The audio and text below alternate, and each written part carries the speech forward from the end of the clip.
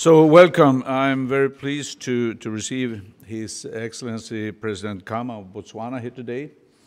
Botswana and Sweden have been close partners for many years, actually since Botswana's independence, which was 51 years ago. We celebrated the 50th anniversary last year.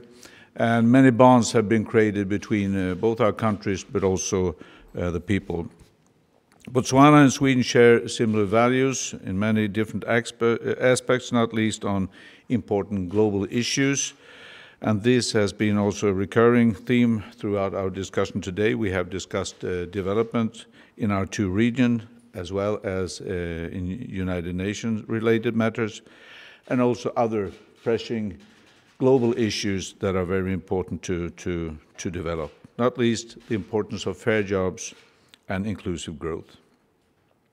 Botswana's analysis of international issues and challenges is important to us. As a member of the United Nations Security Council, we value very much your input and your different positions, and Botswana's commitment also to the International Criminal Court is commendable. We agree on the potential to expand our cooperation. There's a strong mutual interest in increasing our bilateral trade.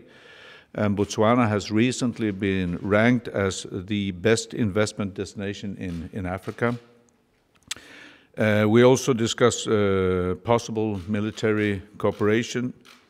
And Swedish companies have know-how and solutions that we believe can be of interest, not least in the energy sector, with a focus on climate-smart solutions. This is an area which we share the challenges, both locally and globally, and we can all benefit from examining the prospects for further cooperation. So once again, Your Excellency, I'm very happy for your visit here today, and please, the floor is yours. Thank you very much. Let me from the onset indicate our pleasure and appreciation to the Prime Minister, his government, and the people of Sweden for the invitation to myself and my delegation to visit your country. As you have correctly alluded to, Botswana and Sweden have had many, many years of constructive cooperation. The successes that Botswana has achieved over the years, one of which the Prime Minister kindly alluded to just now, is in part due to that cooperation that we have enjoyed from friends like Sweden. And going forward, we have reassured the strength and the bond of our links and will continue to work to improve upon them even further. As the Prime Minister had indicated, we had very fruitful talks dominated by issues of trade. We have explored areas, energy, transport, water, and the like, where Botswana can engage in more bilateral negotiations and interaction with our Swedish counterparts. We have spoken about regional issues as they apply to Sweden here and Botswana in the southern part of Africa, and other international issues. So all in all, for me it has been, we've had extremely fruitful discussions, and I look forward to the rest of my trip. Thank you very much. Thank you. First question for Swedish Radio. Mr. President, you are visiting Linköping and Saab tomorrow. Why does Botswana need fighter jets? Why does any country need fighter jets? The idea is that we have to, every country has a responsibility to police its skies. We have a responsibility to provide rapid reaction to any corners, any of the four corners of our country in the event that they are threatened. And we've had fighter jets, so these are not the first time that we have engaged or we have fighter jets. And we're in the process of assessing what Sweden has to offer alongside other countries.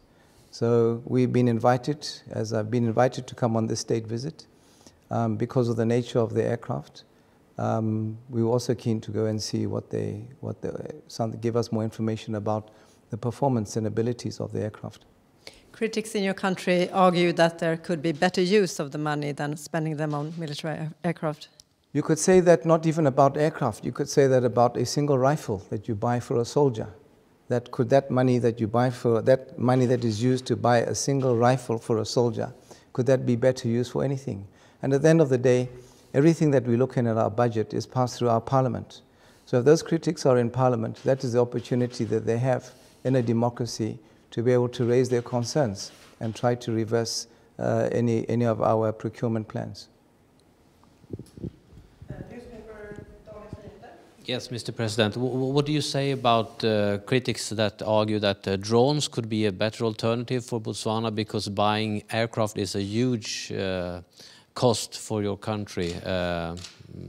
What is your answer to those critics? Something that one thing I could answer to is that no, maybe we should then look at bows and arrows, because bows and arrows would be even cheaper than drones. But at the end of the day, we have to use equipment that we think is suitable as a deterrence and for the defense of our country. There's no doubt that military expenditure is very high in every country. Anything, if you look at infantry equipment, like I talked about rifles, if you talk about military type communications, if you talk about artillery, if you talk about aircraft, it's all very expensive. We cannot get away from it. But we need to have the insurance of being able to keep our country and what we've achieved in the infrastructure development safe and secure. And these are things which I'm aware apply to countries across the world. But if you look at what is happening in the world today, if you look at what's happened in the world in the past, we cannot take a chance by letting our guard down. So these are the things, these are the kind of decisions, these are the balances we have to look at in doing at the budget when we look at issues of education, when we look at health, when we look at road infrastructure, and when we look at defense. But in South Africa, many of the planes are not being used. Can you really afford to use these airstrikes in a long run? I'm afraid I can't speak for South Africa. I don't know what's going on with their aircraft. I'm hearing it from you that you say they're not in use. I don't know in what way you mean they're not in use. Are they not training on them? Do they not employ them in combat missions? I really have no idea about the situation in South Africa. Mr. Prime but then I'd just like to say, even on that, but does that apply to Gripen aircraft, or did it apply to any aircraft that the South Africans, had they not chosen Gripen and they'd chosen some other aircraft, if they're not using them, they wouldn't have been using them under any circumstances, whether it's Gripen or something else? Mr. Prime Minister, how important is... Yes. Mr. Prime Minister, how important is this airstrike agreement that could come with Botswana for the Swedish government, and in what way are you involved? First and primarily, our two nations have, as I said, have a good cooperation for 51 years in different sectors and different perspectives, and we will continue them. As the President said, today we primarily discussed trade. How can we continue our cooperation in terms of the climate challenge that we have, renewable energies and other issues. Those are on top of the agenda. If Botswana chooses a democratically elected government and a democratically elected parliament, they must, of course, make their own decisions. It's not up to us to tell another country, you cannot make those decisions. I dislike this patronizing attitude that we hear from different actors towards other countries. We have in Sweden right now a discussion on how we should strengthen our military capacity, and we are purchasing ourselves equipment.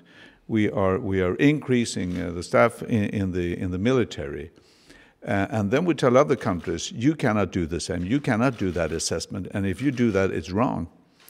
It's up to each and every country to decide how to run the country, what military capacity they need, and I respect that. And then, if they choose, as we believe, one of the absolutely best fighter aircrafts in the world. Of course, that's good, but it's not a crucial thing for the cooperation between our countries. That cooperation is founded on so much more. Thank you so much, everyone. Very much. Thank you. Thank you. Thank you.